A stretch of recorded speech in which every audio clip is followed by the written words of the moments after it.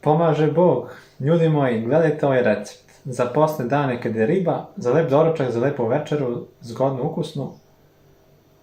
Pazite ovaj recept. Treba vam sardina ili tunjevina, treba vam majonez posni i treba vam i sremuš namaz. Ajde vidite. Je li ukusno?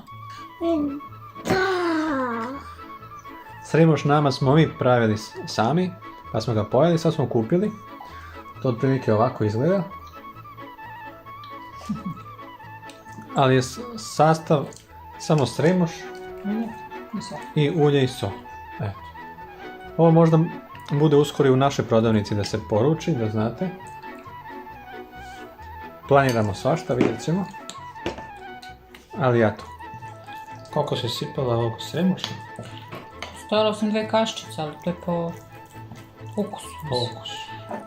Nek sipaju pomalo, pa nekad dodaju ako treba još. Zavisi, neko ne voli mnogo sremuša, neko mi je mnogo ljut, jak, meni je odličan.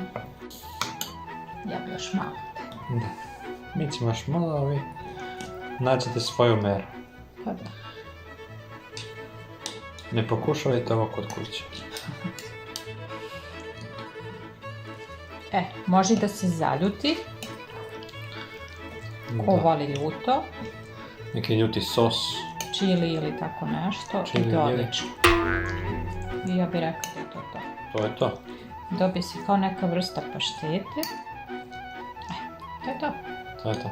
Tada! Pauza. Za 5 minuta. Ljudi moji, ovo morate da probate.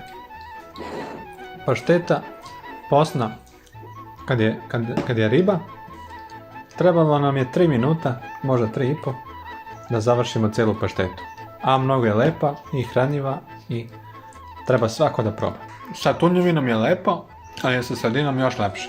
Mada, probajte vi jedno i drugo pa vidite šta vam više odgovara.